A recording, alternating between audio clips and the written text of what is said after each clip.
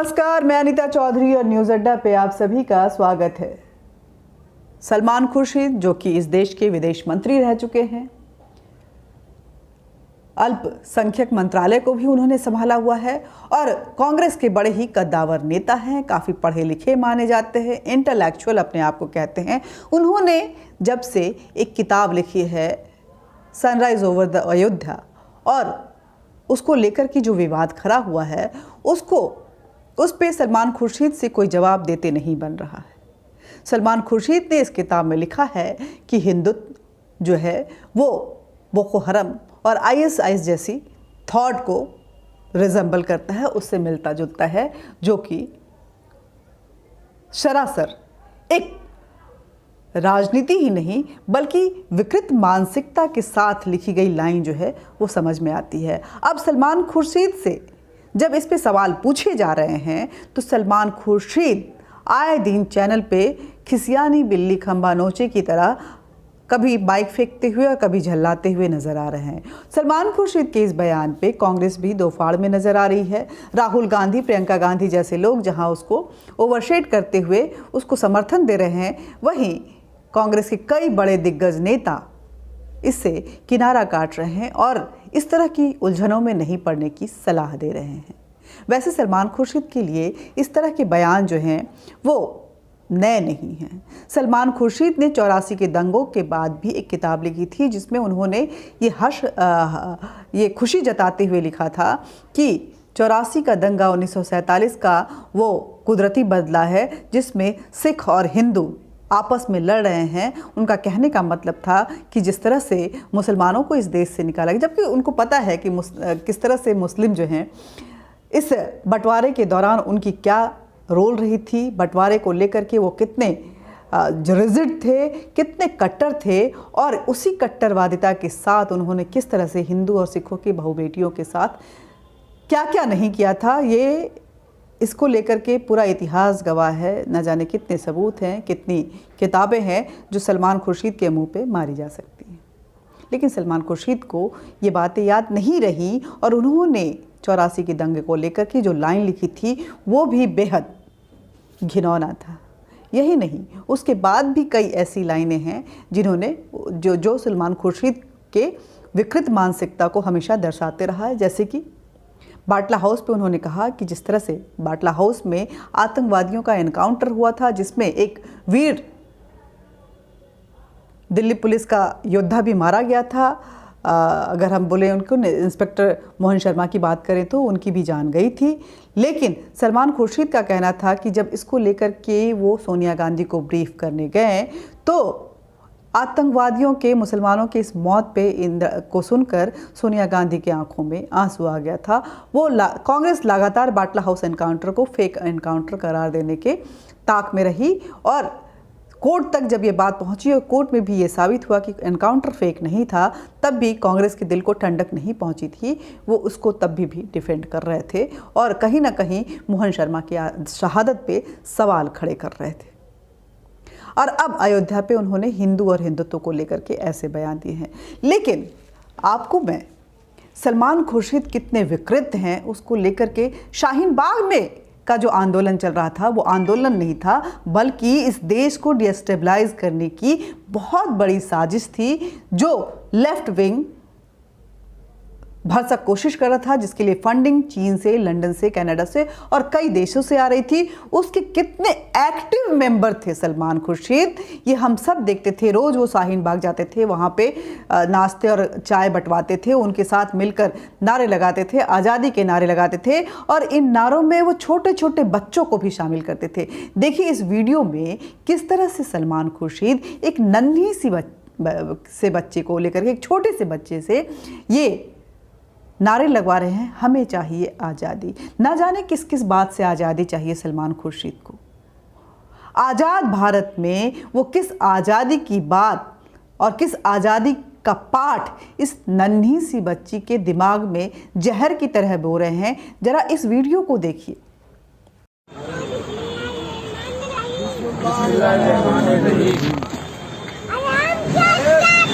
आज़ादी आज़ादी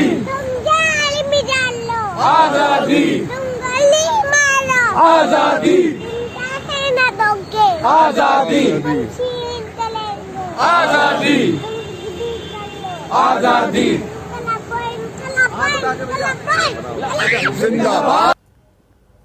और आप खुद समझिए कि सलमान खुर्शीद ज़हनी तौर पे कितने गिरे हुए हैं। यही नहीं, सलमान खुर्शीद के अगर ईमेल आईडी पे जाएंगे तब आपको बेहद आश्चर्य होगा। मैं पढ़ के सुनाती हूँ उस ईमेल आईडी को, ज़रा आप वेट कीजिएगा और उसके बाद आपको लगेगा कि क्या हमारे देश में ऐसे भी लोग हैं। सलमान खुर्शीद को शायद अच्छी तरह जानते थे जब सीए लागू हुआ था, क्योंकि वो विदेश मंत्री रह चुके हैं, विदेश मंत्रालय को अच्छी तरह से समझते हैं। और सीए का मसौदा जो है वो कांग्रेस का ही तैयार किया हुआ है। उसमें ज़रा सा अमेंडमेंट बस लाया गया था, जो साल था उसको घटा दिया गया था और उनको जो लोग थे जो यहाँ पे शरणागत थे उनको नागरिकता दे दी गई थी, ताकि देश में जो बहुत सारे इसके ऐसे रीजन होते हैं। लेकिन सलमान खुर्शीद उसको जानते हुए भी किस तरह से आंदोलन और देश के बंटवारों को लेकर के डिफेंड कर रहे थे, देश के खिलाफ जिस तरह की भाषाओं का इस्तेमाल हो रहा था, जिस तरह की बयानबाजी चल रही थी, सलमान खुर्शीद उन सब को डिफेंड कर रहे थे और उसके साथ खड़े हुए नजर आ रहे थे। सलमान खुर्शीद का ईमेल आईडी है tipu_in@yahoo.com। तो टीपू जो इंडिपेंडेंट इंडिया के हैं। अब बताइए कि सलमान खुर्शीद, आखिर खुर्शीद आलम के बेटे जो हैं सलमान खुर्शीद, उनकी मानसिकता क्यों इतनी विकृत है? क्योंकि इस देश ने तो उन्हें बहुत प्यार दिया, वो बहुत पढ़े लिखे भी हैं और इस देश ने उनके परिवार को अपने माथे पे रखा। उनकी लाख बदजुबान बयानों के बाद भी लोगों ने उनको पत्थर नहीं मारे हैं अभी तक, उनके खिलाफ उस तरह की नारेबाजी नहीं हुई है अभी तक। अगर वो दूसरे देश में रहते तो शायद हंगामा इतना बढ़पा होता कि उनका उस देश में रहना मुश्किल हो जाता। लेकिन सलमान खुर्शीद,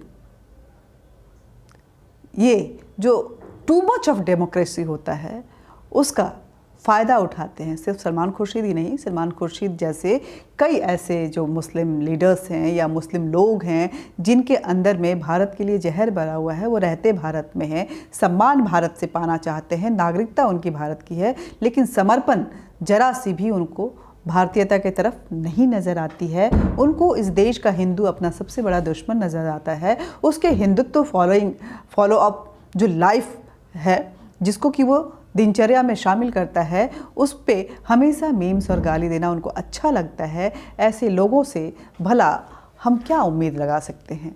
एक बार फिर मैं छोड़े जा रही हूँ सलमान खुर्शीद के इस शाहीन बाग वाली आज़ादी वाले स्लोगन, जो कि बच्चों के मन में और दिल में और दिमाग में वो जहर की तरह घोलने की कोशिश कर रहे हैं, उसको बढ़ावा दे रहे हैं, उसको इनकरेज कर रहे हैं और बड़े ही मासूम तरीके से उस बच्चे को भारत के खिलाफ थोड़ा भड़का भी रहे। इस नन्ही सी उम्र से जब बच्चा भड़क जाएगा तो जाहिर सी बात है जब बड़ा होगा तो भारत के खिलाफ जहर ही उगलेगा और कांटे ही बोएगा। वीडियो को देखिए।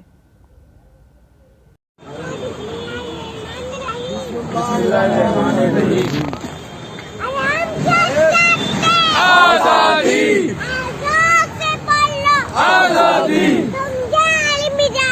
आजादी आजादी आजादी आजादी आजादी आजादी जिंदाबाद। और खुद उस पर विवेचना कीजिए, समझिए, जानिए कि आखिर सलमान खुर्शीद जैसे लोग चाहते क्या हैं। इस मानसिकता के साथ वो भारत के खिलाफ कुछ भी बोलते रहते हैं और उम्मीद उनकी क्या है? क्या जो उनकी उम्मीद है इस देश की जनता को, चाहे वो हिंदू हो या मुसलमान हो, उसको एकजुट होकर उसका विरोध नहीं करना चाहिए? ऐसे लोग भारत के लिए कितने घातक हो सकते हैं? क्या इस देश की जनता में इतनी समझ नहीं है। जनता अगर नासमझ है तो आखिर समझदार बनाने के लिए उनको क्या क्या और होने की ज़रूरत है? ये सभी बड़े सवाल हैं जिस पे जवाब ज़रूरी है। इसलिए आप सोचिए, समझिए, विवेचना कीजिए सलमान खुर्शीद जैसे लोगों की, जो कि छोटे छोटे बच्चों के दिलों में जहर बो रहे हैं, दिमाग ज़हनी तौर पे भारत विरोधी बना रहे हैं। ऐसे लोगों को आखिर क्या किया जाना चाहिए? कमेंट बॉक्स में कमेंट कीजिए, वीडियो को लाइक कीजिए, सब्सक्राइब कीजिए इस चैनल को, क्योंकि बेबाक आवाज़ है ये, किसी के आगे नहीं दबती है और सच्ची बात को कहने में डरती नहीं है। शेयर कीजिए, सब्सक्राइब कीजिए, लाइक कीजिए और फिर बोल रही हूँ, बेल बटन दबाइए। ये घंटी दबाएंगे ना तो ऐसे इन्फॉर्मेटिव, इंटरेस्टिंग और बिल्कुल निडर आवाज़ जो है वो आप तक तो पहुँचेगी ही, लेकिन आपके माध्यम से कई और लोगों तक भी पहुँचेगी। नमस्कार, जय हिंद, जय भारत।